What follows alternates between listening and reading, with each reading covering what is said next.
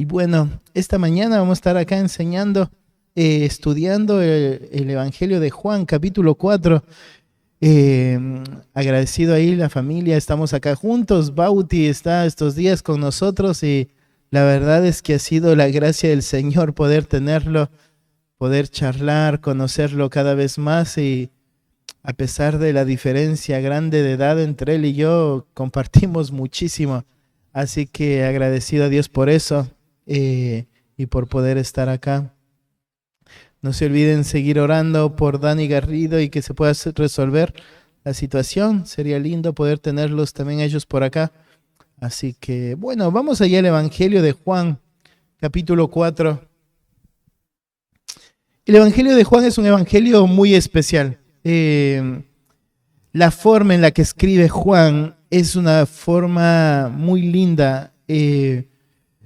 Cuando vemos ahí el Evangelio de Juan, algo que va a caracterizar al Evangelio es este aspecto, ¿no es cierto?, que va a señalar ahí en el capítulo 1, cuando miramos, arranca, ¿no es cierto?, y dice: en el principio era el verbo, y el verbo era con Dios, y el verbo era Dios. Este era en el principio con Dios. Todas las cosas por él fueron hechas, y sin él nada de lo que ha sido hecho fue hecho. En él estaba la vida, y la vida era la luz de los hombres. La luz en las tinieblas resplandece, y las tinieblas no prevalecieron contra ella. Hubo un hombre enviado de Dios, el cual se llamaba Juan. Este vino por testimonio, para que diese testimonio de la luz, a fin de que todos creyesen por él.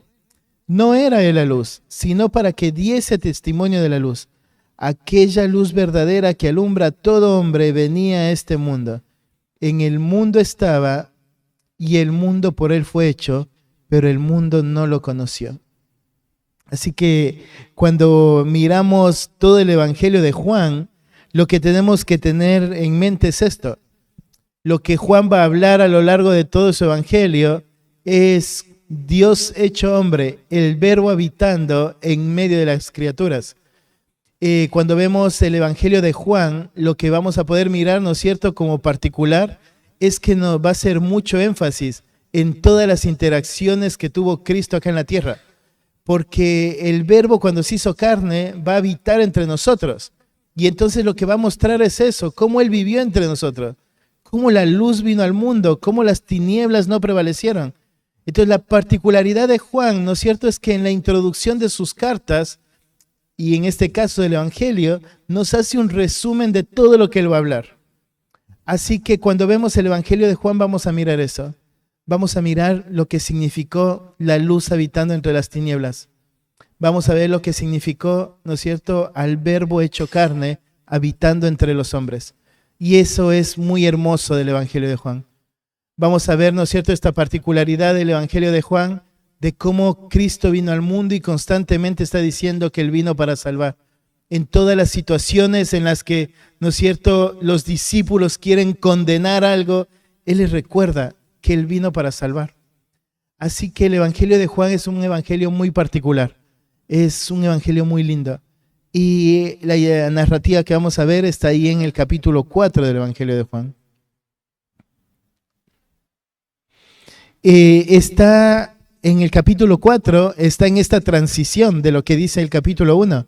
Habla de Juan como el enviado, ¿no es cierto?, Juan el Bautista como enviado para anunciar a aquel que es la luz. Y aclara, Juan no es la luz, Juan da testimonio del que es la luz. Y entonces cuando estamos en el capítulo 4, todavía está en esa parte. Todavía está en esa transición del que anuncia con el que es, ¿sí? Y entonces esa es la tensión que está sucediendo en estos capítulos.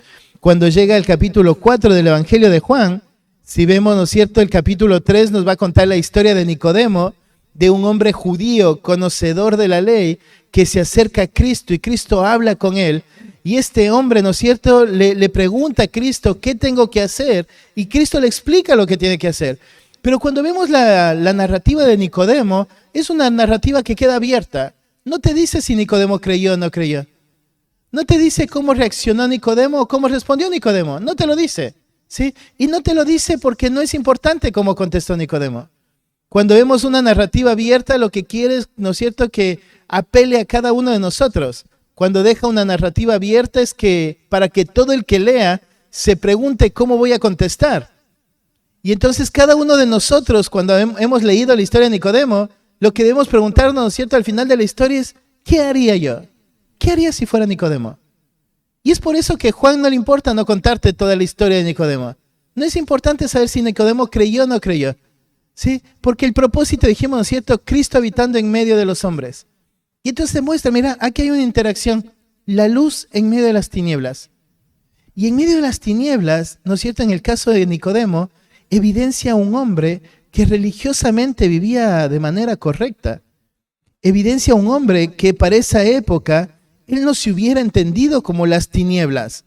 Él hubiera pensado, ¿no es cierto?, los publicanos son las tinieblas. Los gentiles son las tinieblas, pero Nicodemo, él no hubiera pensado que a él se refiere con las tinieblas. Sin embargo, Jesús le dijo, mira Nicodemo, lo que necesitas es nacer de nuevo. Y entonces tienes a un hombre que conocía la ley, conocía toda la ley, ¿sí? Conocía a los profetas, se acerca a Cristo y Cristo le dice, necesitas nacer de nuevo. Y entonces después de estar en esa tensión y en esa narrativa con Nicodemo, parece que hace un paréntesis y ahora Juan salta al ministerio de Juan Bautista. Y está, ¿no es cierto?, diciendo lo que Juan Bautista sigue haciendo. Y está esta tensión, los discípulos de Juan diciéndole, hay alguien que también está haciendo lo mismo, ¿sí? Hay un hombre que también está predicando y que está bautizando. Y piensan, ¿no es cierto?, él está haciendo lo más que nosotros. Y entonces Juan el Bautista dice, no se preocupen, ¿sí? Es necesario que eso suceda. Es necesario que eso suceda porque lo que debe pasar es que en un momento el que daba testimonio de la luz deje de estar para que ahora la luz solamente esté. Y entonces Juan el Bautista les explica eso a los discípulos. No es competencia, es lo que debe suceder. Entonces cuando llega ahí, mira el versículo 29, 30 del capítulo 3 dice, es necesario que él crezca, pero que yo mengüe. Y entonces le empieza a explicar Juan el Bautista, mira, el que de arriba viene es sobre todos. El que es de la tierra es terrenal. Cosas terrenales habla, el que viene del cielo es sobre todos.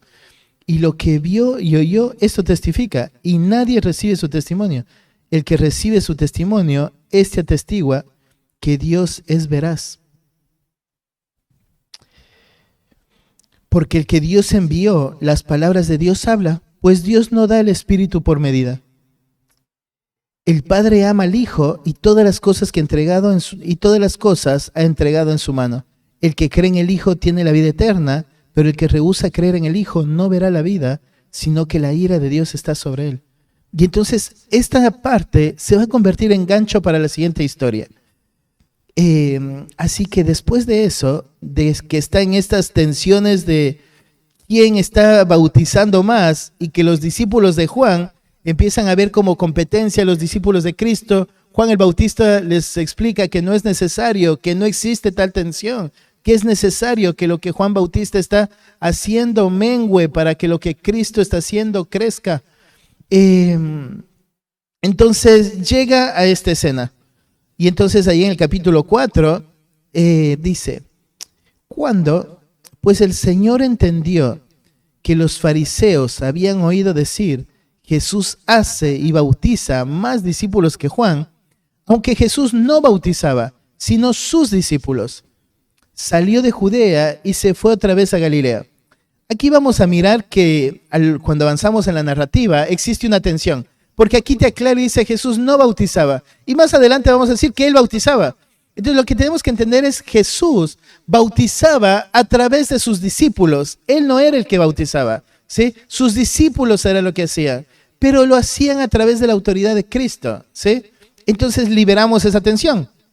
Y dice, salió de Judea y se fue otra vez a Galilea, y le era necesario pasar por Samaria. Vino pues a una ciudad de Samaria llamada Sicar, junto a la heredad de Jacob, junto a la heredad que Jacob dio a su hijo José. Y estaba allí el pozo de Jacob. Entonces Jesús, cansado del camino, se sentó así junto al pozo. Era como la hora sexta. Vino una mujer de Samaria a sacar agua y Jesús le dijo, dame de beber. Pues sus discípulos habían ido a la ciudad a comprar de comer. La mujer samaritana le dijo, ¿cómo tú siendo judío me pides a mí de beber que soy mujer samaritana? porque judíos y samaritanos no se tratan entre sí. Respondió Jesús y le dijo, si conocieras el don de Dios, ¿y quién es el que te dice, dame de beber? Tú le pedirías y él te daría agua viva. La mujer le dijo, Señor, no tienes con qué sacarla, y el pozo es hondo. ¿De dónde pues tienes el agua viva? ¿Acaso eres tú mayor que nuestro padre Jacob, que nos dio este pozo, del cual bebieron él y sus hijos y sus ganados? Respondió Jesús y le dijo, cualquiera que bebiere de esta agua volverá a tener sed, mas el que bebiere del agua que yo le daré, no tendrá sed jamás, sino que el agua que yo le daré será en él una fuente que salte para vida eterna. La mujer le dijo, Señor, dame de esa agua, para que yo no tenga sed ni venga aquí a sacarla. Jesús le dijo, ve, llama a tu marido y ven acá. Respondió la mujer y dijo, no tengo marido. Jesús le dijo, bien has dicho, no tengo marido, porque 5 maridos has tenido y el que ahora tienes no es tu marido. Esto has dicho con verdad. Le dijo la mujer, Señor, me parece que tú eres profeta. Nuestros padres adoraron en este monte, y vosotros decís que en Jerusalén es el lugar en donde se debe adorar. Jesús le dijo, mujer, créeme que la hora viene cuando ni en este monte ni en Jerusalén adoraréis al Padre. Vosotros adoráis lo que no sabéis. Nosotros adoramos lo que sabemos, porque la salvación viene de los judíos. Mas la hora viene, y ahora es, cuando los verdaderos adoradores adorarán al Padre en espíritu y en verdad, porque también el Padre tales adoradores busca que le adoren. Dios es espíritu, y los que adoran en espíritu y en verdad es necesario que adoren. Le dijo la mujer, sé que ha de venir el Mesías, llamado el Cristo. Cuando Él venga, nos aclarará todas las cosas. Jesús le dijo, yo soy el que habla contigo. Entonces, en esto vinieron sus discípulos y se maravillaron de que hablaba con una mujer. Sin embargo, ninguno dijo, ¿qué pregunta? ¿O qué hablas con ella? Entonces la mujer dejó su cántaro y fue a la ciudad y dijo a los hombres, venid, ve a un hombre que ha dicho todo cuanto he hecho. ¿No será este el Cristo? Entonces salieron de la ciudad y vinieron a él. Entre tanto, los discípulos le rogaban diciendo, Rabí, come. Él le dijo, yo tengo una comida que comer, que vosotros no sabéis. Entonces los discípulos decían unos a otros, ¿le habrá traído a alguien de comer? Jesús les dijo, mi comida es que haga la voluntad del que me envió y que acabe su obra. ¿No decís vosotros, aún faltan 4 meses para que llegue la siega? He aquí os digo, alzad vuestros ojos, mirad los campos, porque ya están blancos para la siega. Y el que siega recibe salario y recoge fruto para vida eterna, para que el que siembra goce juntamente con el que siega. Porque en esto es verdadero el dicho, uno es el que siembra y otro es el que siega. Yo os he enviado a segar lo que vosotros no labrasteis.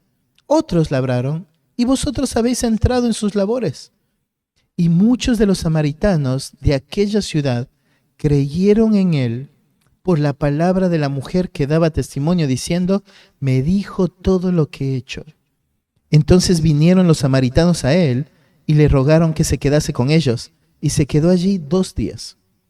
Y creyeron muchos más por la palabra de él, y decían a la mujer, ya no creemos solamente por tu dicho, porque nosotros mismos hemos oído y sabemos que verdaderamente este es el Salvador del mundo, el Cristo. Así que es una historia maravillosa. Sé que varias veces la habremos leído, pero hay algo que me maravilló en esta narrativa, y es la soberanía de Dios en la salvación. Algo que resalta mucho en esta historia es cómo Dios es el mejor director de orquesta. No hay nada en esta narrativa que se le escapó a Dios, nada. Cuando vamos viendo a lo largo de la narrativa, vamos a ver cómo Dios cuidó aún los mínimos detalles. Vamos a ver cómo los tiempos de Dios fueron tan perfectos para que alguien se salve, que no hubo nada que se le escapó. Ningún momento, nada de las cosas que sucedieron fueron inútiles para cumplir el propósito de la salvación. Así que, querido hermano, es mi deseo y mi oración que cuando terminemos esta mañana de estudiar la historia de la mujer samaritana, podamos maravillarnos, por un lado, del Dios que nos salvó. Por otro lado, es mi deseo que podamos responder al llamado que el Señor hace cuando nos asombramos de su salvación tan maravillosa. Y por otro lado es que Dios salve. Que si alguno de nosotros esta mañana se logra identificar con la mujer samaritana, pueda decir esto, ¿sí? Yo esperaba al Cristo y ahora reconozco, Él es mi Salvador. Así que vamos a orar y vamos a estudiar este pasaje. Padre, que seas alabado, te pido, Señor, y te alabamos porque eres tan bueno, Dios. Tu palabra es perfecta, es útil, es viva y eficaz, Señor. Y Padre, vemos la historia de la mujer samaritana y solo queremos darte gloria por una salvación tan grande y maravillosa, Señor. Padre amado, te pido que en este tiempo prepares nuestros corazones y, Padre, que no nos veas ajenos a este pasaje, Señor. Que los que hemos creído no pensemos, este es para que los que no creen, sino que entendamos, Señor, esta es la salvación maravillosa. Tú eres nuestro Salvador maravilloso y queremos alabarte y darte gloria, Señor.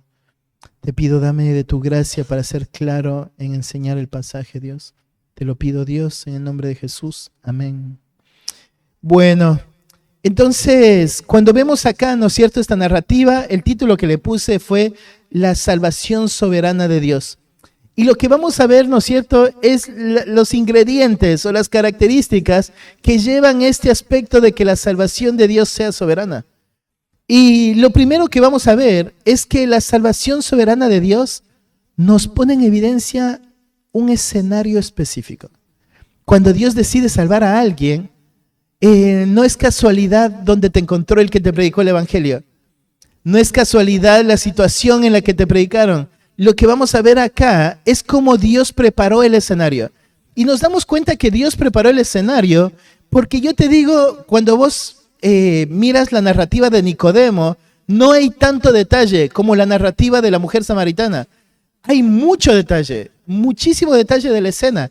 Entonces, cuando vamos a avanzar en la historia de la mujer samaritana, vamos a mirar que hay un contraste muy marcado. Hay un contraste entre la narrativa de Nicodemo y la narrativa de la mujer samaritana, y es la forma en cómo siempre escribe Juan. Vas a mirar un hombre, una mujer, un judío, una samaritana, un hombre que se acerca conociendo toda la ley y los profetas, una mujer que conocía solamente la ley. Un hombre que esperaba un Mesías, una mujer que esperaba al Mesías hasta donde había entendido. Un hombre que no responde o no nos cuentan cómo respondió. Una mujer que contesta todo lo que Jesús le pregunta. Un hombre del que no se cuenta nada acerca de su reacción y una mujer que se cuenta todo de cómo reaccionó. Es así como escribe Juan. Y entonces dijimos, ¿no es cierto? Nicodemo nos dejó una historia abierta, dijo, identifíquense, pero con la mujer samaritana nos va a hacer un llamado. Así que vamos a ver lo específico que ha sido Dios al contarnos la historia de cómo Él salva. Entonces arranca diciendo, el escenario específico, dijimos. Cuando pues el Señor entendió que los fariseos habían oído decir, Jesús hace y bautiza más discípulos que Juan, aunque Jesús no bautizaba sino sus discípulos, salió de Judea y se fue otra vez a Galilea. La razón por la que salió Jesús es porque entendía la forma en cómo iba avanzando el ministerio. A lo largo de la carta de Juan, constantemente va a estarse hablando de que Jesús esperaba que sea la hora que había determinado el Padre. Entonces el ministerio que Juan el Bautista estaba haciendo era muy importante. Era muy importante porque Dios había elegido a Juan el Bautista para que sea este heraldo, esta persona que venía y anunciaba que el reino se estaba acercando. Él, ¿no es cierto? Juan el Bautista era el que iba a estar anunciando la venida de Cristo. Era el que iba, ¿no es cierto?, a estar ahí cuando arranca el ministerio terrenal de Cristo.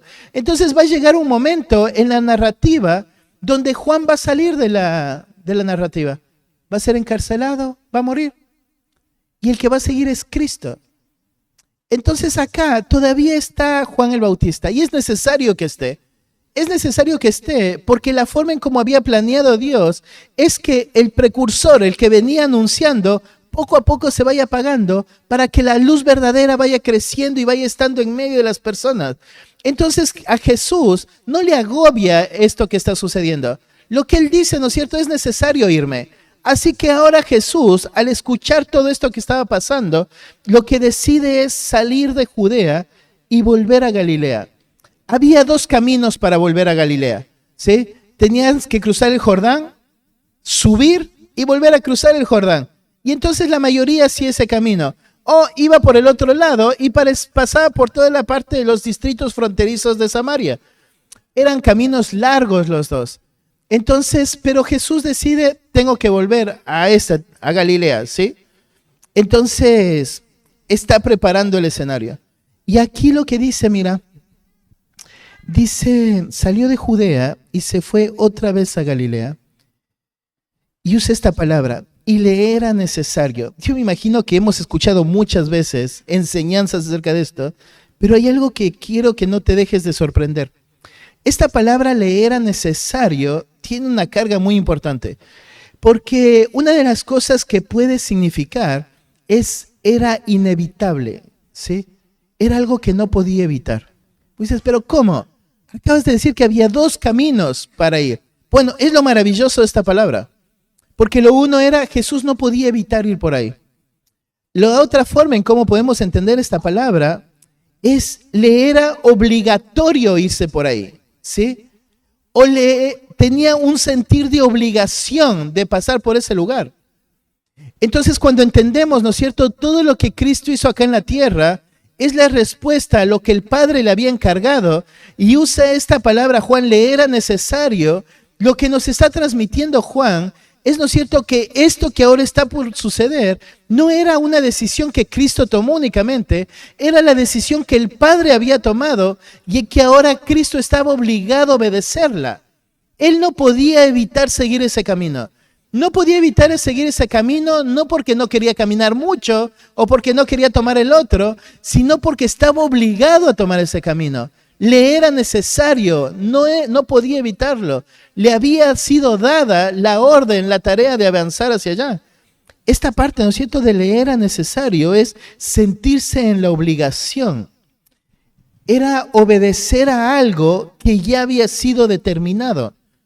Entonces, ¿no es cierto?, cuando esta palabra le era necesario, da la idea de que te dieron una instrucción y que no hay forma que busques la manera de no hacerla. Da la idea de que te dieron una instrucción y ahora estás en la obligación de cumplirla. No puedes negarte, tienes que hacerlo, no puedes evitarlo. Y entonces es la característica en el ministerio terrenal de Cristo. Es lo que les decía, Juan va a repetir muchas veces, ¿no es cierto?, estas palabras de Cristo, de que Él quiere terminar la obra que el Padre le ha dado. Entonces, cuando se veía a Cristo obligado a ir por Samaria, es porque Él entendía esto es parte de la obra. Esto es parte de la obra que el Padre me dio. Y ahora, ¿por qué tanta tensión acerca de Samaria? También hay algo que acá en el español se pierde mucho, que en otras versiones sí lo tenemos, y que acá lo que sería es, le era necesario a Él mismo pasar por Samaria. Ese a Él mismo pone un énfasis mucho más especial, porque Él podría haber dicho, bueno, que vayan los discípulos. Si lo que hay que hacer es, ¿no es cierto?, que alguien vaya y predique en Samaria, los discípulos podrían haber ido, porque en muchas ocasiones Cristo delegó ministerio a los discípulos. Y dijimos, ¿no es cierto?, acá los discípulos son los que están bautizando. Entonces Cristo había delegado ministerio a los discípulos. Ellos podrían haber ido. Pero como digo, lo que perdemos acá en el español es este énfasis. Lo que nos dice, ¿no es cierto?, y a Él mismo le era necesario pasar por Samaria. Era algo que Cristo tenía que hacer. Era algo que Cristo no podía evitar. Que Él tenía que hacerlo. Él tenía que pasar a través de Samaria, ¿sí? Porque la otra opción era pasar por Samaria. Como les decía, todos los que iban por el costado, lo que hacían era pasar por todos los distritos fronterizos, y entonces no pasaban por Samaria, sino solo por el borde de Samaria. Y podía haber hecho eso también, ¿no es cierto? Bueno, ¿quieren que vaya por Samaria? Vamos por el borde de Samaria, ¿sí? Pero no, dice, ¿no es cierto? Le era necesario pasar a través de Samaria, ¿sí? No podía evitarlo, era inevitable, ¿sí? Era inevitable. ¿Y por qué era inevitable? La mayoría de judíos no pasarían por Samaria. La mayoría de judíos rodea Samaria por lo que representan los samaritanos.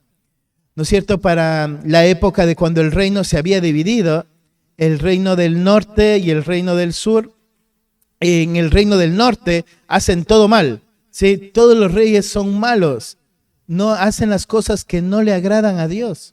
Y entonces Dios les advierte y les dice que les va a mandar un enemigo que tiene sed de naciones. Les dice que los asirios van a ser vara y báculo de su furor. Entonces Dios conocía a los asirios y conocía la sed que tenían los asirios de ir conquistando todas las naciones. Asiria para esa época todavía no era tan grande como va a llegar a ser cuando conquista el reino del norte. Así que va a venir varias advertencias. Entonces el reino del norte, ¿no es cierto?, va a tener varias advertencias porque van a venir y primero van a sitiar, después van a poner, ¿no es cierto?, un representante, y cada vez este representante, en lugar de arrepentirse el pueblo y buscar agradar a Dios, lo que trataban es de engañar a los asirios y buscaban, ¿no es cierto?, a quién pagar tributo para que les deje libres, y entonces vienen los asirios y los destruyen. Del reino del norte fue destruido todo, no queda nada. Ningún registro de a quién pertenece cada tribu. Entonces, eso va a ser lo maravilloso del tiempo futuro, cuando todas las tribus vuelvan a unirse, porque para este momento, en el reino del norte, los asirios habían destruido todo registro de a quién pertenece cada uno. Todo registro de la división de las tribus del reino del norte desaparecieron con la conquista de los asirios. Pero los asirios dejaron viviendo un grupo de asirios ahí en el reino del norte. Este grupo de asirios va a tener hijos con las mujeres judías, y de ahí van a nacer los samaritanos.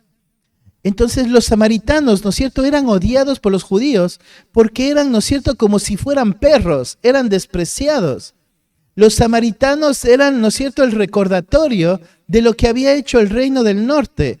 Los samaritanos eran judíos y no eran judíos, porque había sangre judía en ellos, pero la mezcla con los asirios es lo que les hacía aborrecibles. Así que un judío no quería estar con un samaritano. Entonces preferían dar toda la vuelta con tal de no pasar por ahí. Entonces cuando, ¿no es cierto?, miramos en el Evangelio de Juan, cómo Juan resalta mucho a lo que hizo un samaritano, es por lo que significaba el samaritano para el judío. Y vas a ver que cada vez que cuenta la historia de un samaritano, está en contraste con algo que pasó con un judío. Es lo que pasó acá con Nicodemo y ahora está la mujer samaritana.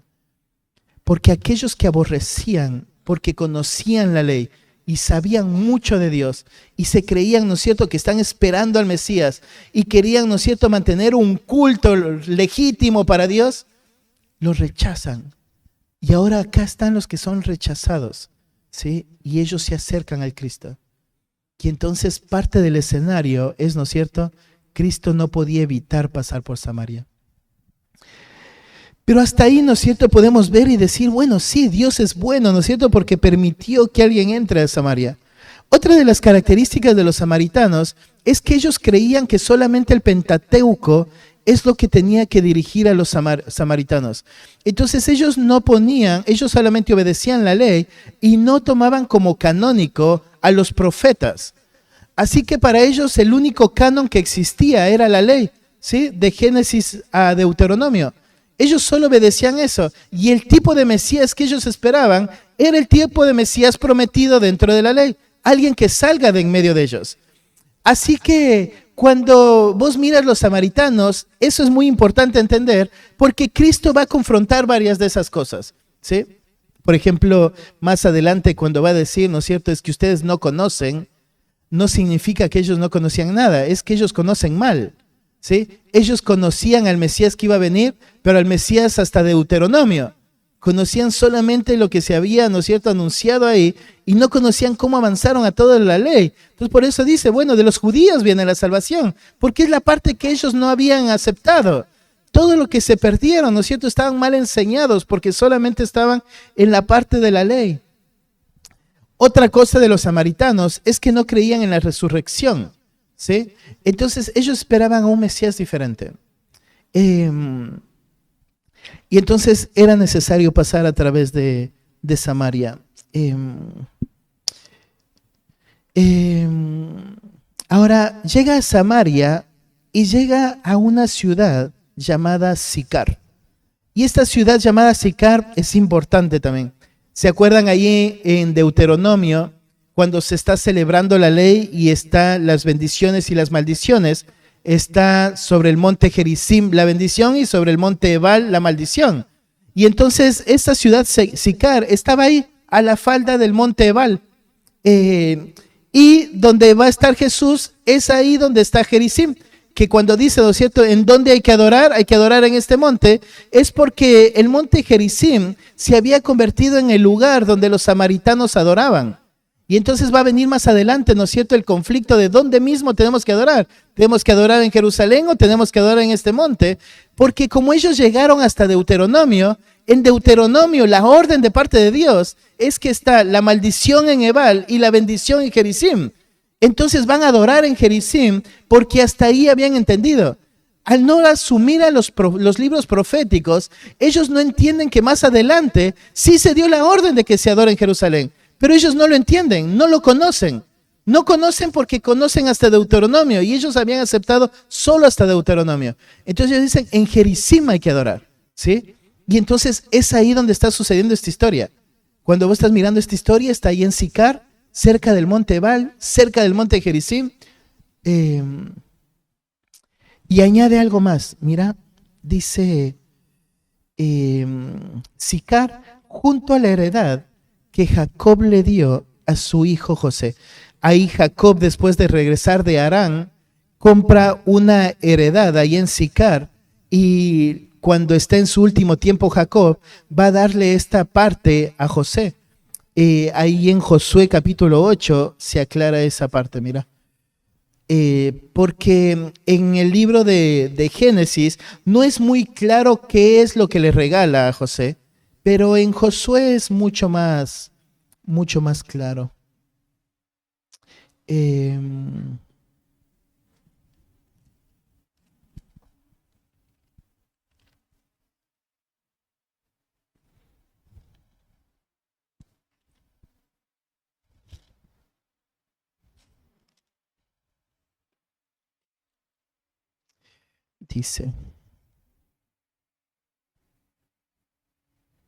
Dice, mira.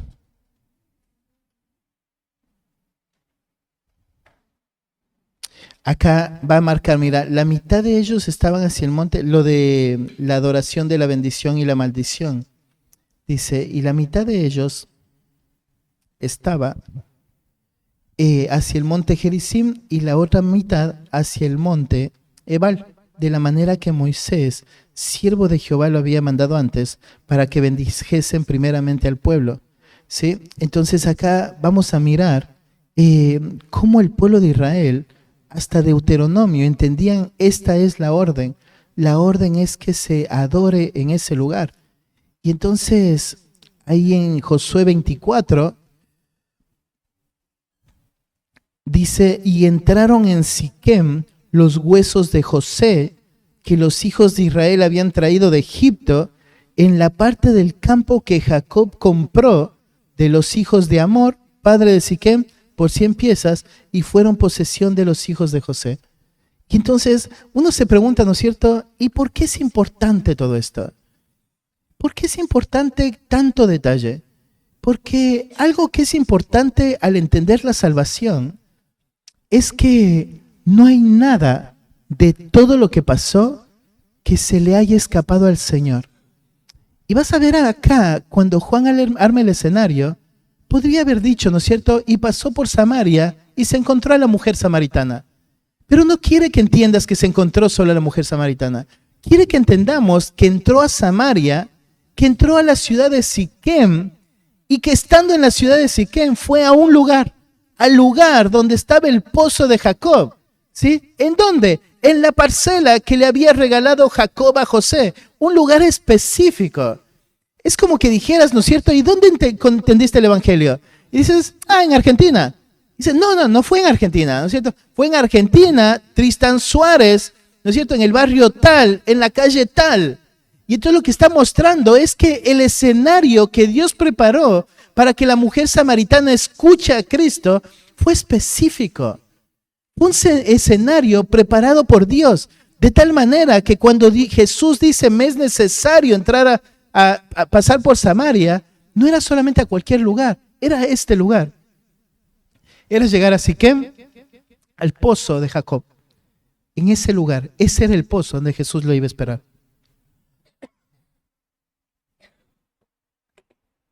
Perdón. Entonces, dice, entonces Jesús, cansado del camino, y este es hermoso, ¿no es cierto? Porque vos piensa, Juan está escribiendo para demostrar el Dios hecho hombre habitó entre nosotros, y lo que te dice del Dios hecho hombre es que se cansó. Que cuando llegó al lugar donde iba a esperar a la persona a la que le iba a salvar, él estaba cansado.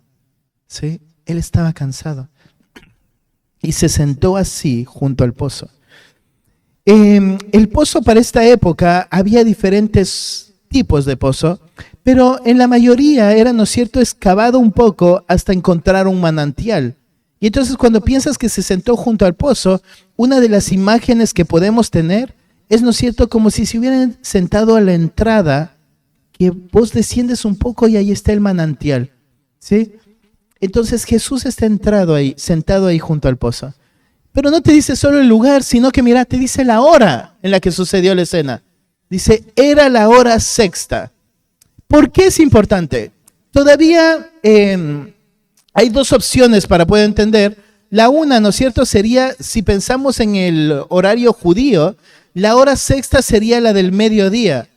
La del mediodía es la hora de mucho calor. Es la hora donde los peregrinos normalmente van a buscar un lugar donde hacer sombra, o donde los hombres que están sentados a la puerta van a recibir peregrinos para poder alimentarlos o darles de beber, porque es la hora de mayor calor en esa tierra. Pero también podemos entender la hora sexta como las 6 de la tarde, ¿sí? Según el horario romano. Y las 6 de la tarde estaría más de acuerdo con lo que sucede en la narrativa. ¿Por qué? Porque a la hora del mediodía nadie salía de casa, ¿sí? Haz de cuenta Catamarca en verano, ¿no es cierto? Entonces, todos están escondidos en sus casas, ¿sí? Nadie quiere salir. Entonces, la hora sexta al mediodía no era el horario en el que alguien salía a buscar agua. Porque lo de salir a buscar agua para las mujeres no era solo sacar agua. Culturalmente, cuando iban a sacar agua, era el momento de charla de las mujeres. Entonces iban muchas al mismo tiempo y mientras una bajaba a llenar su cántaro y se iba a su casa a dejar el cántaro, el resto de mujeres seguía charlando entre ellas, ¿sí? Entonces era la hora donde conversaban las mujeres entre ellas. Y eso nos llama la atención acá, porque dice, era la hora sexta y lo que va a pasar con la mujer samaritana es que está sola, ¿sí? Pero mira lo que es la salvación de Dios. Este escenario era el escenario perfecto. Era el escenario perfecto para lo que estaba por suceder. Era el lugar perfecto, el lugar específico y la hora específica. Entonces, cuando decía al principio, ¿no es cierto?, deberíamos asombrarnos de la soberanía de Dios en la salvación, porque a veces estamos asombrados de que alguien nos haya venido y nos haya predicado el Evangelio. Pero mira, lo que tienes que pensar es, ¿no es cierto?, para Dios no fue importante solo que alguien te predique. Para Dios fue importante todos los detalles de ese día. Para vos, Dios fue importante todos los detalles del momento de tu salvación. Para muchos, el momento de salvación fue feo, fue difícil, ¿no es cierto? Fue en medio de situaciones difíciles. Para otros, el día de salvación fue, ¿no es cierto?, siendo un niñito y tu padre predicándote. Para otros, ¿no es cierto?, fue en la calle y que alguien te cruzó y te predicó el Evangelio. Pero lo que tenemos que pensar es que lo que para nosotros es algo más que pasó en ese día, para Dios fue específico. Fue todo un escenario que Él preparó para cada uno de nosotros. para cada uno de nosotros. Entonces, Dios fue específico en el escenario en el que quiso salvar. Siguiente, Dios elige la persona específica para salvar.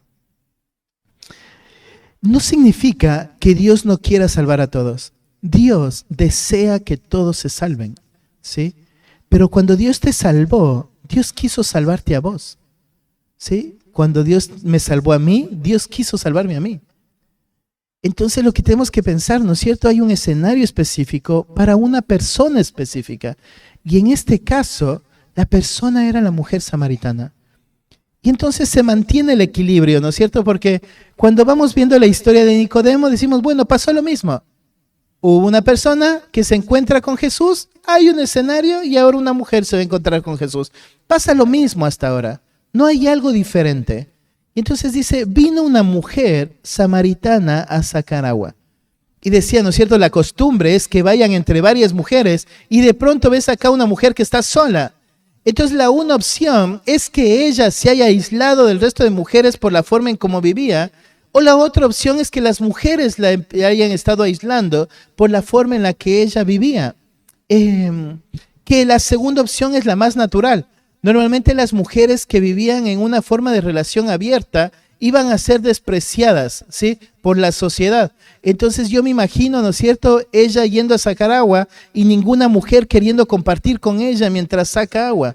Pero va a ser un escenario muy hermoso y muy lindo a la vez. Hay una parte donde me parece inclusive gracioso la forma en cómo sucede la escena, pero es muy lindo. Acá está la mujer samaritana y va a sacar agua, porque esta era la costumbre. Y Jesús le dice, entonces llega la mujer, ¿no es cierto?, junto al pozo donde estaba Jesús. Aquí me encuentro el versículo donde estoy, versículo 7. Vino una mujer de Samaria a sacar agua. Ya dijimos lo que eran los samaritanos, no hace falta repetir. A sacar agua, y Jesús le dice, dame de beber. Y esto va a ser muy importante, porque la única forma en que un hombre le hable a la mujer era si la mujer estaba junto con su esposo. Y entonces cuando Jesús le dice, dame de beber, era algo que naturalmente no tendría que haber pasado. Es algo que culturalmente no podía haber pasado, ¿sí? Pero lo que nos debe sorprender no es lo que Jesús hizo, sino lo que la mujer contesta. Porque mira, dice, Jesús le dice, dame de beber. Está mostrando, ¿no es cierto?, esta necesidad de sed. Y le dice, dame de beber, pues sus discípulos se habían ido a la ciudad a comprar de comer, ¿sí? Entonces yo decía, ¿no es cierto?, hay detalles en la salvación que a veces pasamos en cuenta. Y por ejemplo, dije, ¿no es cierto?, el Señor es el mejor de los directores de orquesta, porque en este momento hay algo especial. No solamente que Jesús está junto al pozo, sino que los discípulos no están, ¿sí? Se fueron para que la mujer llegue. Y luego cuando los discípulos llegan, la mujer se va a contar lo que había escuchado. Y ya no hay ningún momento donde interrumpen nada.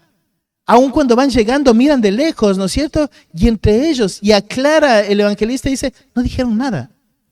Ahora, ¿no es cierto? Vos estás pensando todas las veces que alguien te estuvo por predicar el evangelio y a la final no logró terminar de predicar porque se tuvo que bajar del colectivo, porque pasó alguna situación, o vos estás predicando el evangelio y justo, ¿no es cierto?, los hijos se pusieron a llorar, o la persona te dice, mira, la verdad que estoy ocupada, ya no puedo, empieza a sonar, ¿no es cierto?, el teléfono, vienen los perros no paran de ladrar, y vos tienes que decir, Dios es soberano, porque Dios orquesta cada detalle, así como este. Que los discípulos, en lugar de quedarse junto al maestro, digan, ya venimos, nos vamos a comprar de comer, ¿sí? Se fueron ahí, en la ciudad, a buscar algo para comer. Y cuando ellos se van, la mujer llega. Y es importante el detalle porque el narrador cree que es importante el detalle, si no, no lo hubiera puesto. Y mira lo que dice la mujer, versículo 9, ¿cómo tú, siendo judío? No dijo, porque ¿cómo tú, siendo hombre, me pides? Sino le dice, ¿cómo tú, siendo judío, me pides de beber? ¿Sí? Y dijimos, ¿cierto? Ellos se menospreciaban. Y ahí dice, porque judíos y samaritanos no se tratan entre sí. Esa palabra tratar da la misma idea de sincronizar en el original. ¿Sí? ¿Qué entienden por sincronizar? ¿Qué? alinearse, trabajar en conjunto, poner en armonía, ¿no es cierto? Y es muy interesante acá, porque mira, cuando dice no se tratan, da la idea, ¿no es cierto?, de entre ellos no se asocian. Entonces, como un judío le pide a una mujer samaritana que le dé de tomar agua, y la mujer samaritana dice, ¿por qué me pides? Si entre nosotros dos no hay asociación, lo que hay es rivalidad entre nosotros, ¿sí? ¿Cómo vos me pides agua? Esa palabra también no se tratan, da la idea de no hay amistad entre nosotros, ¿sí? Y esta es la única vez que sucede esta palabra. Significa no se asocian también. Entonces, ¿no es cierto? Si yo veo tu necesidad, yo no estoy para suplir tu necesidad. No hay ningún acuerdo entre judíos y samaritanos. Entonces, ¿por qué vos, siendo judío, me pides a mí que te ayude? ¿Sos vos el que está sediento? ¿Sos vos el que lo tienes que resolver? Hubiera dicho la mujer samaritana. Le dice, no hay ningún tipo de asociación entre nosotros. Entonces, lo que le llama la atención a la mujer samaritana no es que siendo hombre le hable, porque eso no tendría que haber pasado. Lo que le llama la atención es que siendo judío le pida un favor. Que siendo judío le diga, dame agua. Es lo que le llama la atención. Entonces dijimos, ¿no es cierto? Hay una persona específica. Y esta persona específica reconoce algo, que no hay ninguna forma en que esto haya podido pasar. No hay ninguna forma en que un judío haya decidido ir a hablarle a una samaritana. No hay ninguna forma. Pero dijimos al inicio, ¿no es cierto? Era algo que Cristo no podía evitar, porque el Padre lo había planeado. Entonces, por lo que tienes que pensar, ¿no es cierto? Esto nos debe dar mucha esperanza. Porque cuando vos piensas, ¿no es cierto? A veces tenemos hijos o familiares que has intentado muchas veces hablarles y nunca se ha dado el escenario perfecto, ¿sí? Para que les puedas hablar. Lo que tienes que pensar, ¿no es cierto? Es de Dios la salvación. Es de Dios. Es de Dios. Y Dios decide cómo y con quién lo trata. Dios decide, ¿no es cierto?, este aspecto, lo de la rivalidad. Cuando dice, no, ¿cómo vos me estás hablando a mí? Dice, sí, así lo quiso Dios. Dios quiso que este sea el momento. Dios quiso que no puede evitarlo, ¿sí? Yo estoy acá, diría Jesús, ¿no es cierto?, porque me fue impuesto el estar acá. Y tengo que obedecer a mi Padre. Yo estoy acá porque Él lo planeó. Pero lo que tenemos que pensar, ¿no es cierto?, es, todavía no es el tiempo. Todavía no está el escenario. Todavía no está la persona en el lugar donde tiene que estar para que el Señor los salve. Todavía no. Y la salvación es de Dios. Entonces trae mucha esperanza, ¿no es cierto? Porque Jesús podría haber llegado antes a la mujer samaritana. Podría haber llegado antes que tenga la cantidad de maridos que tuvo, ¿verdad? Podría haberle salvado de muy pequeñita. Y podría haber evitado que viva la vida que vivió.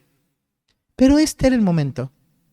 Este era el momento donde tenía que encontrarse la mujer samaritana con Cristo. Este era el momento y esta era la situación. ¿Sí? Entonces dijimos el escenario específico, la persona específica, pero mira, la necesidad específica. Y ahí aquí hace un cambio en la historia. Porque ¿quién era el que quería agua al inicio de la historia? Jesús. Jesús era el que tenía sed y la mujer samaritana era la que le iba a dar agua. Y ahora acá da un vuelco la historia, porque ahora Jesús va a mostrarle a la mujer samaritana, sos vos la que tiene sed y soy yo el que te puede dar agua, ¿sí? Entonces va a girar acá la historia y entonces al principio no nos debe sorprender que la mujer samaritana no entiende este cambio que Jesús está haciendo y diga, ¿no es cierto? Pero ¿de dónde vas a sacar agua? No tienes nada. Vos me estás pidiendo a mí y ahora vos dices que me vas a dar. Entonces realmente uno, ¿no es cierto?, debe entender la confusión que ahora está pasando en la cabeza de la mujer samaritana, porque ahora ella venía, ¿no es cierto?, un día cualquiera a buscar agua y ahora está ahí con un hombre que está diciéndole, dame agua.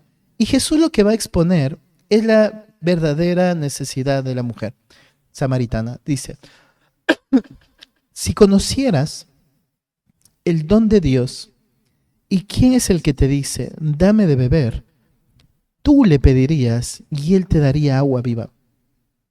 Acá hay algo que era muy conocido para ellos, porque este término agua viva en el Pentateuco es muy nombrado, porque es donde Dios va a mostrar cómo Dios bendice por medio del agua, ¿sí? Dios va a mostrar cómo Él es el agua viva. Entonces no era un término desconocido para los judíos. Este término agua viva era algo muy conocido. Para un judío, por ejemplo, en el caso de los samaritanos que solamente estaban en la ley, para ellos este agua viva significaba limpieza, ¿sí? Porque era lo que limpiaba en el tiempo de la purificación. Entonces este término agua viva era conocido para ellos. Pero mira, no solo le dice eso, le dice si tú conocieras, ¿sí? Esa palabra conocieras da la idea, lo que Jesús le está diciendo es, si tú me hubieras reconocido, ¿sí? Entonces cuando Jesús está ahí sentado y la mujer samaritana le ve, y ahora Jesús le dice, ¿qué agua? La mujer le dice, ¿qué agua me vas a dar? Jesús le dice, si vos me hubieras reconocido, ¿no es cierto?, el don de Dios. Ese don de Dios, ¿no es cierto?, está mostrándole que hay algo que ella no había entendido. No había entendido realmente esto que Dios había dado, el enviado de Dios, un regalo de Dios. Y es un aspecto muy importante porque dice, si tú hubieras conocido, si hubieras reconocido a ¿no es cierto?, vos hubieras sabido quién es el que te dice dame de beber. Pero no es que ella no conocía quién era el Mesías enviado. Dijimos hace rato, ¿no es cierto?, ella no conocía el mensaje completo de quién era el que iba a ser enviado. Porque lo que ella había entendido hasta el libro de Deuteronomio es que el Mesías iba a salir de en medio de ellos. Y eso es lo que ellos esperaban, que alguien en medio de ellos salga. Ellos olvidaron todo lo demás, ¿no es cierto? No consideraron todo lo demás que anunciaba el Mesías. Y entonces le dice, si tú hubieras conocido, no me estarías diciendo esto. Vos me hubieras pedido, ¿sí? Y yo te daría agua viva. Y dijimos, este término es muy conocido. En Salmos 36:9 habla sobre el agua viva. En Isaías 12 habla sobre agua viva. En Jeremías 2:13 es donde él le dice que vengan y tomen del agua viva, ¿sí? En Zacarías 13:1 es donde les llama a limpiarse en el agua viva. Entonces era un término conocido para los judíos, ese aspecto de agua viva. Dice, tú me pedirías, ¿sí? Si tú hubieras conocido todo, tú me pedirías. Porque se acuerdan en Isaías, el profeta, Dios por medio del profeta, hace este llamado de que todos los que estén sedientos vengan y tomen de él agua, ¿sí? Entonces que compren de él pan. Porque lo que Jesús quería era que su pueblo se vuelva a él y tomen de él. Y entonces dice, si vos hubieras conocido todo, hubieras reconocido quién soy y vos me estarías pidiendo que te dé agua viva. Pero evidentemente la mujer samaritana no lo conocía. No conocía todo, sí, conocía mal. Y entonces dice, tú me pedirías y yo te daría. Y la mujer samaritana se muestra confundida y dice, la mujer le dijo, Señor, pero no tienes con qué sacar. ¿Sí? No tienes con qué sacar y el pozo es hondo. ¿De dónde pues tienes el agua viva? Entonces acá la mujer se encuentra confundida, ¿no es cierto? Y lo que tenemos que ver es, hay algo que falta en todo esto, ¿sí? Hay algo que falta y es que la mujer no tiene entendimiento espiritual. Ella entiende lo que Jesús está hablando, entiende que Jesús le puede dar agua, entiende que Jesús puede calmar su sed, pero luego le mira a Jesús y dice, pero no tienes nada, ¿no es cierto? No tienes el cántaro para sacar, no tienes manera de darme y el pozo es hondo, no vas a entrar vos al pozo a sacar, ¿sí? ¿Cómo vas a darme? La mujer seguía pensando en un aspecto físico, la mujer seguía pensando en una necesidad temporal, ¿no es cierto? Calmar la sed. Va a decir, bueno, dámela, porque si vos me das, yo no tengo que venir más al pozo. Ella hasta este momento entendía todo, ¿no es cierto?, desde un aspecto pasajero, físico. Entonces, de la misma manera que Nicodemo pasó esto, ¿se acuerdan cuando Nicodemo le dijo, te es necesario nacer de nuevo? La respuesta de Nicodemo fue, ¿pero cómo? No puedo ponerme de vuelta en la panza de mi madre. ¿Cómo voy a nacer de nuevo? Ya que a la mujer samaritana Dios le dice lo mismo. Vos pídeme y yo te doy agua viva. Pero ¿cómo me vas a dar agua viva si no tienes nada con qué sacar el agua? ¿Vieron? Es el mismo contraste. Es una historia al lado de la otra, ¿sí? Hasta este momento es una historia al lado de la otra. Tienen la conversación, Dios le dice lo que necesita, hasta ahora va igual la historia. Hasta este punto, lo que nos va a mostrar es la disposición de Dios en salvar a alguien. Dios está dispuesto a salvar a la mujer samaritana, dispuesto al punto, ¿no es cierto?, que no solamente le dice lo que le puede dar, sino que vas a ver un Dios paciente, un Cristo paciente, que va a estar ahí hasta que ella entienda que Él es el Cristo. Dios va a mostrar la disposición para salvar un alma.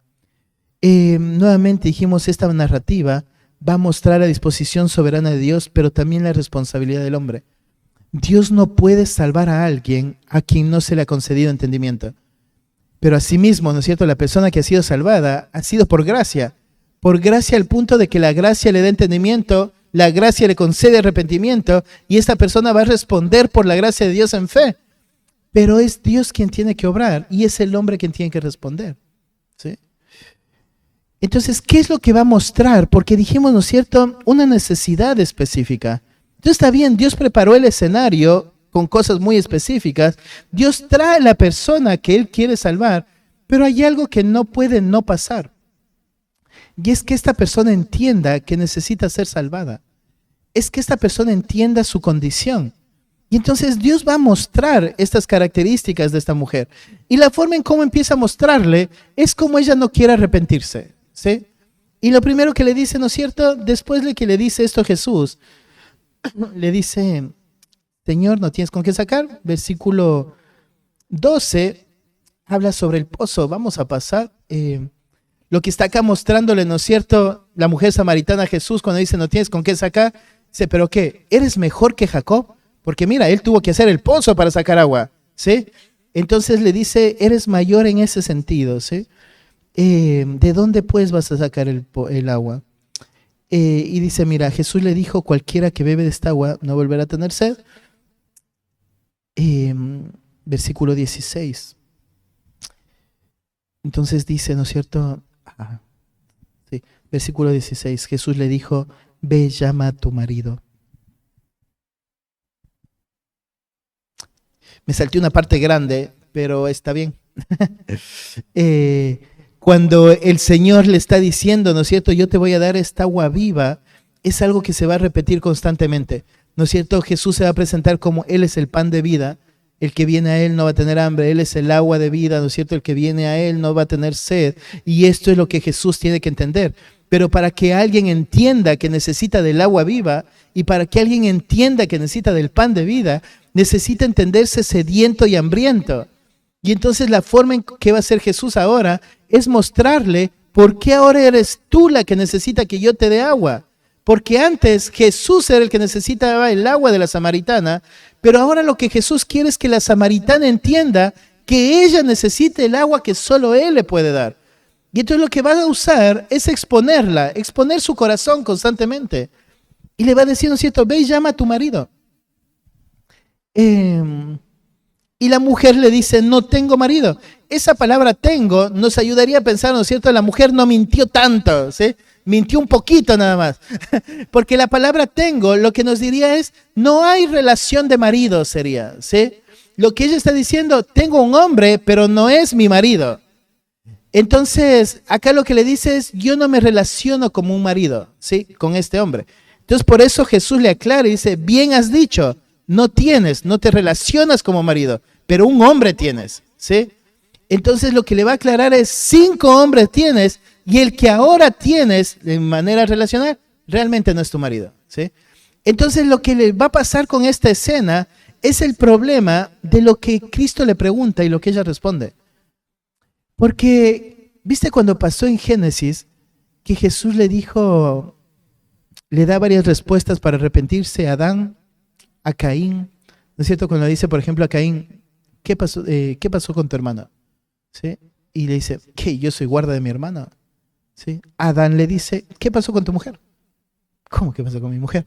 ¿No es cierto? No, primero le pregunta, ¿por qué están escondidos? ¿Sí? Era el momento de decir la verdad. No dijeron la verdad. Bueno, ¿qué pasó entonces? ¿Por qué comieron? La mujer que me dio. ¿Sí? A Eva, ¿qué pasó? La serpiente. ¿Sí?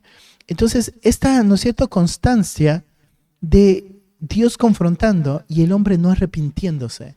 Dios confrontando y el hombre no arrepintiéndose. Está la mujer samaritana y le dice, ¿no es cierto?, ve y busca a tu marido. Y la mujer samaritana hubiera podido decir, Señor, perdón, ¿no es cierto?, no tengo marido, yo vivo en una relación que no le agrada. Porque ella conocía la ley, sabía lo que Dios pensaba acerca de lo que ella estaba haciendo. Pero lo que decide es ocultar eso. Y entonces Jesús y su misericordia no deja que esto quede oculto.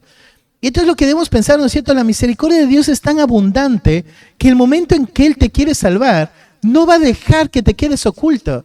Si realmente alguien va a ser salvado, va a ser la persona que realmente reconozca, yo no tengo marido, ¿sí? Es lo que acá pasa con la mujer samaritana. Ella miente y Jesús le dice, bien has dicho, porque cinco maridos, ¿verdad? Porque 5 maridos has tenido y el que ahora tienes en relación no es tu marido, es un hombre con el que vives, no es tu marido. Estaba, ¿no es cierto? Acá Jesús está confrontando la unión libre y le está diciendo, está bien en decir que no tienes marido, porque 5 hombres has tenido que en relación sí han sido tus maridos, pero ahora está relacionada con un hombre que no es tu marido, ¿sí? Entonces está confrontando la unión libre. Dios acá está, ¿no es cierto?, confrontando a esta mujer que está viviendo con alguien, pero no tiene la relación de marido con ese alguien.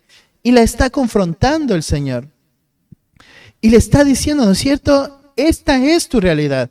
Esta es la forma en la que vives. Dios acá expone la inmoralidad de la mujer samaritana. Y entonces, ¿no es cierto?, su inmoralidad va a evidenciar la necesidad de agua viva, su vida inmoral. Sin embargo, ¿no es cierto? Mira, la mujer no dice, es verdad lo que dice, Señor, pero sí hay una forma en la que ella afirma que Cristo está en lo correcto. Porque mira, le dijo la mujer, Señor, me parece que tú eres el profeta. ¿Sí? Con esa afirmación que hace la mujer samaritana, le está diciendo, lo descubriste. ¿Sí? Lo que estás diciendo es verdad, lo sabes todo. Cuando dice, ¿no es cierto?, Señor, creo que tú eres profeta, es porque ella sabe que lo que Jesús le está diciendo es lo verdadero. Entonces, ¿no es cierto, querido hermano? Dijimos cuando el evangelio es predicado, está el escenario, está la persona, ¿no es cierto? Está la necesidad específica y lo que Dios demanda de cada uno de nosotros para realmente haber sido salvados por Dios es que haya sucedido esto. Que haya sucedido este momento donde tu pecado te fue confrontado y que vos digas, es verdad, soy culpable, necesito de aquel que es el único que puede pagar esta justicia delante de Dios.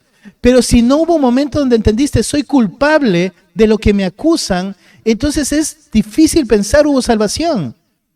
Porque Dios no puede salvar al que no haya entendido su culpabilidad para ser condenado. Dios no puede salvar al que no haya entendido que necesita ser salvado. Y acá está esta mujer, ¿no es cierto?, que le mira a Cristo y le dice, es verdad, creo que tú eres profeta. Pero Jesús no se queda con eso, ni la mujer se queda con eso. ¿Te imaginas el momento incómodo de esta mujer? ¿No es cierto? Lo que está poniéndole en evidencia es, estás viviendo con un hombre que no es tu marido. Sí, vives en fornicación. Pero le va a enseñar otra evidencia y le va a mostrar su falsa adoración. ¿Cómo su falsa adoración evidencia su necesidad? Evidencia su sed. Y entonces la mujer saca otra pregunta, como para cambiar de tema, ¿no es cierto? Y le dice, bueno, a ver, Jesús, nuestros padres adoraron en este monte, ¿sí? Gerizim. Y vosotros decís que en Jerusalén es el lugar donde deben adorar. Entonces le pregunta, ¿no es cierto? Bueno, empieza una discusión, ¿no es cierto?, teológica entre Jesús y la mujer samaritana. Y le dice, Jesús le dijo, mira, mujer, ¿sí? Esto es hermoso, porque Jesús hubiera podido confrontar duramente a esta mujer, ¿sí? Jesús hubiera podido decir, pero ¿qué no te quedó en claro? ¿No es cierto? Que sos esto, que vives de esta manera. ¿No te quedó en claro que necesitas del agua que da vida? ¿Sí? No le está diciendo, ¿cierto? Pero ¿cómo vos que vives con un hombre que no es tu marido me vienes a preguntar acerca de cómo adorar a Dios? Sino lo que Jesús está haciendo, ¿no es cierto?, es escuchándola. Y ella dice, bueno, ¿dónde hay que adorar? ¿En el monte Gerizim o hay que adorar en Jerusalén? Y Jesús le dice, mira, hay un problema con tu pregunta, ¿sí? Y le dice, mujer, créeme, ¿sí? Mujer, créeme. Mujer, créeme, es, ¿no es cierto?, la voz de Cristo llamándole a confiar en lo que Él está por decir. Es la voz de Cristo encaminándole para el punto donde le va a decir, yo soy el Cristo. Es la voz de Cristo diciéndole, mira, yo te voy a decir lo verdadero, ¿sí? Y le dice, créeme que la hora viene, ¿sí?, cuando ni en este monte, ni en Jerusalén adoraréis al Padre. Entonces Jesús le está mostrando, ¿no es cierto?, va a haber un momento de un nuevo pacto. Va a haber un momento donde ni esto ni lo otro es lo que Dios va a requerir. lo que Dios va a requerir es algo muy diferente. Lo que Dios va a requerir es que la adoración se genere en el interior del hombre. Es que la adoración se genere en el espíritu del hombre. Entonces lo que está confrontando acá la mujer es, ¿no es cierto? El problema no es esta adoración externa. El problema no es en dónde hacemos cultos, ¿no es cierto? El problema no es si es en el monte o es en Jerusalén. El problema es mucho más profundo, le dice Jesús a esta mujer. Entonces Jesús le está acá confrontando, ¿no es cierto?, esta falsedad que había en la adoración de esta mujer. Porque ella, ¿no es cierto?, se muestra piadosa y dice, bueno, pero ¿dónde tenemos que adorar? Y pasa así con muchos, ¿no es cierto?, de nosotros que podemos estar acostumbrados a una vida de religiosidad y que decidimos, ¿no es cierto?, ocultar toda nuestra vida de pecado con actos religiosos que nos llevan a este punto, donde, ¿no es cierto?, te dicen, bueno, pero entonces estás viviendo con esa persona, estás viviendo no agradándole a Dios y dices, bueno, pero ¿en dónde hay que adorar? ¿Sí? ¿Está bien que adoremos en este monte o ellos tienen la razón que hay que adorar en Jerusalén? Parece un poco ilógico, ¿no es cierto?, que cambie así de tema, pero es lo que nos pasa a todos. Porque aquel que es salvado, ¿no es cierto?, tiene que haber entendido que hay algo que tiene que suceder. Su pecado tiene que ser expuesto, tiene que ser llamado a una verdadera adoración, porque ese es el arrepentimiento, donde yo decido cambiar mi fidelidad del pecado hacia Dios. Y acá lo que la mujer tenía que entender es la adoración no es algo externo. La adoración no depende si del monte o del lugar. La adoración va a depender del corazón. Y le dice, ¿no es cierto?, acá a la mujer, mujer, créeme, ¿sí?, que la hora viene, y dice, vosotros adoráis lo que no sabéis. Ya aclaré hace rato, ¿no es cierto?, esto de ellos conocían la ley, no conocían todo, y entonces Jesús le va a decir, ustedes, cuando dice conocen lo que no saben, es porque conocen incompleto, no conocen completo, porque aún los judíos que conocían completo estaban adorando mal, porque ellos lo que habían llegado a conocer completo, sí, habían tergiversado para adorar a Dios como ellos querían. Y entonces por eso acá aclara, no dice la salvación, ¿no es cierto?, está en los judíos, sino que la adoración viene de los judíos, refiriéndose a que él mismo, el que le está hablando, es de ahí que va a venir la salvación. Y dice, mas la hora viene y ahora es. Ese también ahora es hoy es, ¿sí?, cuando los verdaderos adoradores adorarán. O sea, hoy es, le dice Jesús, ¿sí? No es en un futuro, no es en el monte o en el templo, es hoy, es ahora, cuando los verdaderos adoradores adorarán al Padre y le da las características. Adorarán, esa parte de adorarán es interesante porque es una inclinación, ¿no es cierto?, hacia Dios, reconociendo quién es Él. Entonces, cuando estamos adorando, no estamos siempre inclinando. Nos inclinamos hacia nuestros deseos y placeres y los adoramos, ¿no es cierto?, y ponemos en ellos toda nuestra esperanza y toda nuestra fidelidad. O nos inclinamos hacia el Padre y lo adoramos y ponemos en Él toda nuestra esperanza y fidelidad. Y acá dice, va a haber un momento donde vamos a adorar de verdad. Pero ¿cómo es esta adoración? Y dice, lo primero es en espíritu. No refiriéndose al Espíritu Santo, sino refiriéndose al interior del hombre.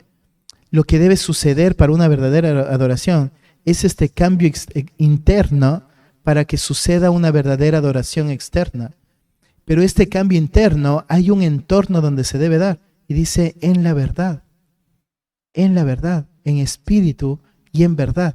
Esta clase de adoradores es la que el Padre quiere que adoren. Entonces le muestra, ¿no es cierto?, mujer, no importa dónde. Ahora es cuando hay que adorar. Y la forma es como hay que adorar. Es desde tu interior, modelado por la verdad. Es eso lo que tenía que suceder, no su verdad, no lo que ellos habían decidido que sea la verdad, sino todo lo que era hasta ese momento la verdad. Entonces, ¿no es cierto?, esto va a exponer constantemente la condición de esta mujer, porque ya le dijo, ¿no es cierto?, la persona con la que vives está mal, ahora la forma en que adoras no es correcto. Y es lo que tenemos que entender cada uno de nosotros. Nosotros no decidimos cómo adoramos al Padre. Muchas veces la falsa adoración que nace de nosotros va a exponer la falta de salvación que hay en nosotros. Porque el verdadero creyente entiende que hay una sola forma de adorar. Nace desde el corazón, ¿sí? Nace desde un espíritu que adora a Dios, modelado por la verdad, y entonces se hace externo lo que sucede en el interior. Pero cuando es pura fachada todo lo que hacemos, podemos ser esta mujer, cada uno de nosotros. Si toda la religiosidad que vivimos es como esta mujer, ocultando el pecado, buscando la forma de no ser confrontados con el pecado y conformándonos con ritos de adoración, podemos ser esta mujer. Esta mujer que está, ¿no es cierto?, afirmando su relación con Dios solamente en lo que hace para adorar a Dios. Lo que hace como una forma de inclinarse delante de Dios. Y Jesús le dice, no, eso no es lo que Dios quiere. Y avanza, ¿no es cierto? Y su falta de entendimiento evidencia su necesidad. Porque después de todo lo que Jesús le dice, uno dice, ¿no es cierto?, ya tendría que haber entendido. Y le dice, mira versículo 25, le dijo la mujer, sé que ha de venir el Mesías, llamado el Cristo, cuando éste venga nos declarará todas las cosas. Entonces dice, ¿no es cierto?, Jesús le explica todo lo de la adoración y la mujer le dice, hay una cosa que sé, que cuando el Mesías venga, Él va a aclarar todo esto. Y es, ¿no es cierto?, esto está conectado con lo que ya había dicho Jesús. Le dijo, mujer, créeme, confía, yo te estoy diciendo, te voy a explicar. Y ella dice, cuando el Mesías venga me lo va a decir. Y por eso la siguiente afirmación es espectacular, porque Jesús le dice, yo soy el que habla contigo. Hay otra traducción que es un poco más clara, que dice, yo, el que habla contigo, yo soy. ¿Sí?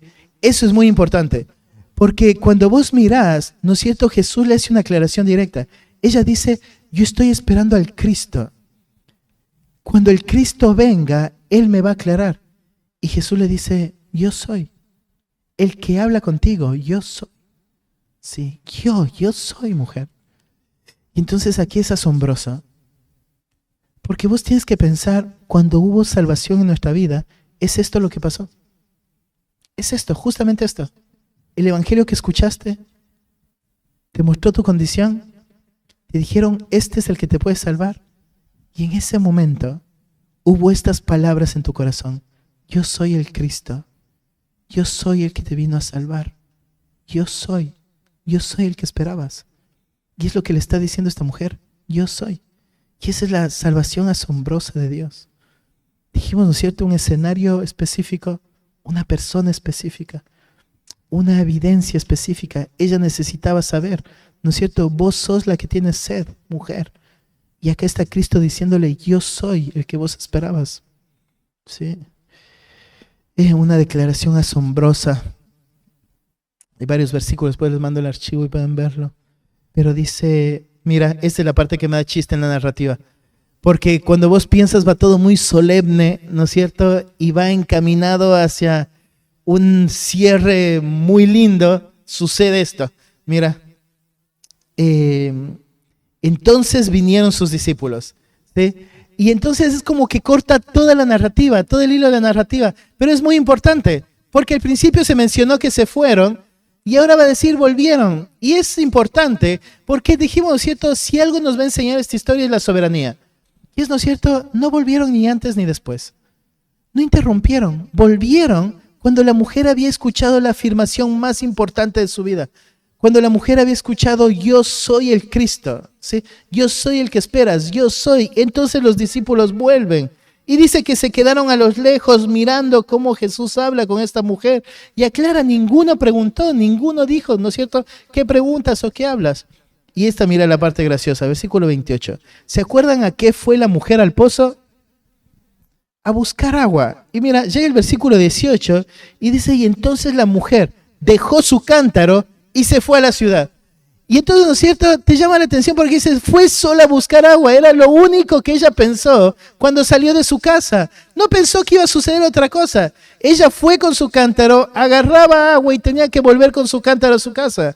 Y ahora se encuentra con Jesús, Jesús le habla, ella conversa con el Cristo, Cristo se presenta como su Cristo, ¿no es cierto? Y ahora ella deja el cántaro por el cual había venido y sale corriendo y regresa a la ciudad. ¿Sí? Sale corriendo y regresa a la ciudad. Y es especial, ¿no es cierto?, esta escena, porque mientras los discípulos que estaban acostumbrados a ver al Mesías llegan, esta mujer que ahora se sorprende del mensaje sale corriendo. Y sale corriendo a contar lo que había pasado. Y aquí la forma en la que ella cuenta es muy importante, porque no hubiera sido bien visto que ella llegue y les enseñe a las personas de su ciudad. Entonces por eso lo que hace, ¿no es cierto?, es decirle, mira, él me está diciendo que sabe todo lo que yo hago, ¿no es cierto?, él sabe todo de mí, vengan, posiblemente él es el Cristo, ¿no es cierto? Entonces ella les llama desde la posición donde podía llamarles, pero ella está maravillada de lo que él había hecho. Ella está maravillada de lo que ella había entendido ese día. ¿Sí? Ella está maravillada. Y ahora quiere que todos escuchen. Pero acá introducen un personaje nuevo el narrador. Y cuando hace eso un narrador, uno tiene que prestar toda su atención. Porque la pregunta que debe hacerse es ¿por qué lo introduce? Y dice, ¿no es cierto? Dijimos un escenario, una persona, una necesidad específica. Pero ahora mira, una tarea específica. Porque ahora lo que va a hacer es mostrarle a los discípulos lo que ellos tendrían que estar haciendo. ¿Sí? ¿Se acuerdan que el narrador aclaró algo al inicio? Ellos salieron a buscar comida porque tenían hambre. Y ahora vuelven y Jesús les va a mostrar esto es lo que se deberían estar ocupando. Una tarea específica. Entre tanto los discípulos le rogaban, ¿sí? Le decían, llegan los discípulos y le dicen... le rogaban diciendo, Rabí, come. Y él les dijo, yo no tengo una comida que comer.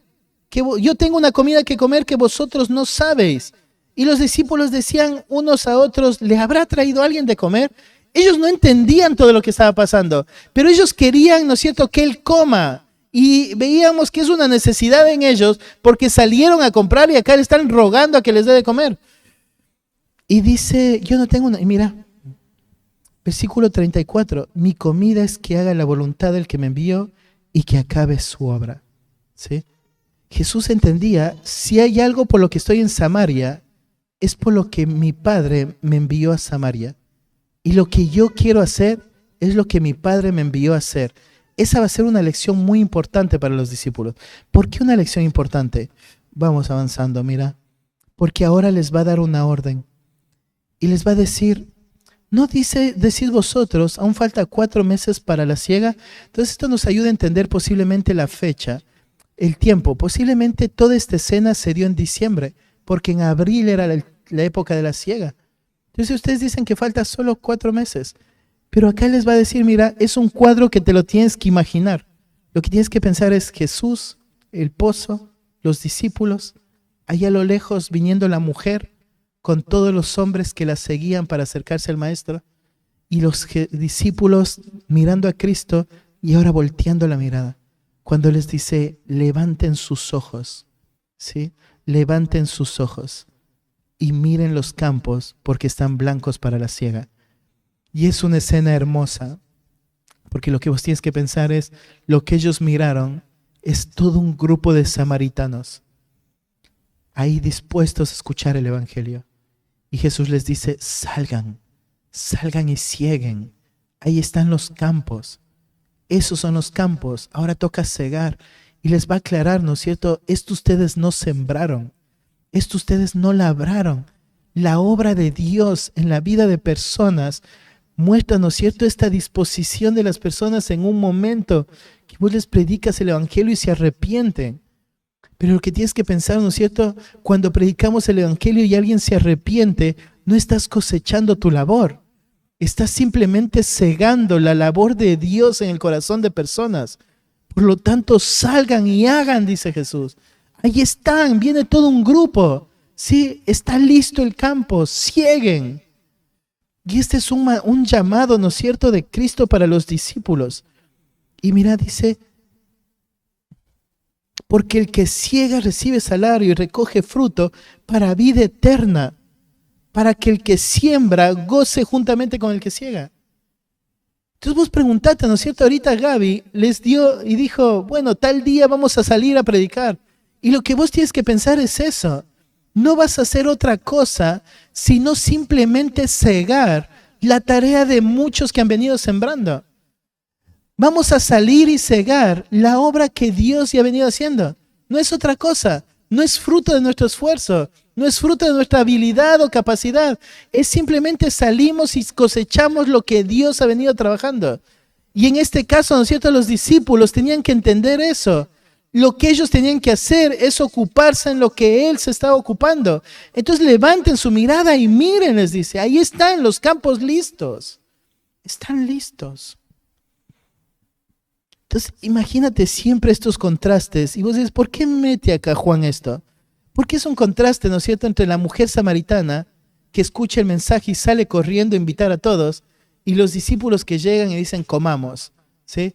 Es un contraste muy dramático en la escena, ¿no es cierto? Porque ellos que están caminando con Cristo, le escuchan predicar el evangelio, le escuchan llamar a arrepentirse, lo que les importa es comer. Y la mujer samaritana que recién había escuchado, lo que quiere es que todos escuchen, ¿sí? Entonces estos contrastes que hace Juan. Y dice, muchos samaritanos de aquella ciudad creyeron en él por la palabra de la mujer, ¿sí? Por la palabra de la mujer. Entonces vinieron los samaritanos, le rogaron que se quede con ellos y se quedó allí. Y el último, una declaración específica. Y dice el versículo 41, y creyeron muchos más por la palabra de él. Y decían a la mujer, mira qué hermoso, ya no creemos solamente por tu dicho, porque nosotros mismos hemos oído y sabemos que verdaderamente este es el Salvador del mundo, el Cristo. Y entonces es aquí donde se diferencia de la de Nicodemo. Porque Nicodemo no nos cuenta qué pasó, pero con la mujer samaritana sí nos dice qué pasó. La mujer samaritana fue expuesta completamente. Una mujer que no conocía la ley vino y entendió quién era verdaderamente el Mesías. Un Mesías que no había conocido, que había conocido de ahí solo lo que era de la ley y ahora lo conoció completo. Un Mesías que se reveló a ella. Un Mesías que le mostró su necesidad, que estuvo dispuesto a salvarla, que le ofreció agua viva, que le salvó. Una mujer que ahora sale y cuenta a todos, invita a todos a que escuchen el mismo mensaje. Y como fruto de eso, ¿no es cierto?, personas arrepintiéndose y creyendo y haciendo esta afirmación. Ya no creemos porque ella nos dijo, creemos por lo que hemos oído y reconocemos que tú eres el Cristo, el Salvador del mundo. Querido hermano, nosotros estamos en una de estas dos posiciones. No hay otra punta, ¿sí? O somos la samaritana que necesitamos salvación, o somos los discípulos que tenemos que entender la tarea. Pero si somos la samaritana que necesita salvación, este es el día donde Cristo te dice, ven a mí, yo te puedo dar agua viva. Pero si has entendido el Evangelio, nuestra tarea es hacer eso. Salir como la samaritana y decir a todos, vengan, vengan, hay un Cristo que quiere salvar. Pero podemos estar también en la posición de los discípulos, donde ya nos hayamos acomodado y entremos a ser este personaje que entra solo para contrastar lo que una mujer piadosa hizo contra lo que se acostumbraron a caminar con Cristo. Podemos ser de estos, ¿no es cierto?, que decimos, bueno, Cristo, ¿quieres comer? ¿Sí? Ocupémonos de lo temporal, Señor. ¿Sí? Ya va a haber tiempo para hacer la tarea. Ahora comamos, te ruego que comamos. Y Jesús le dice, no, levanta tu mirada, mira todos los campos, sal y haz la tarea. Una tarea muy específica tenemos cada uno de nosotros.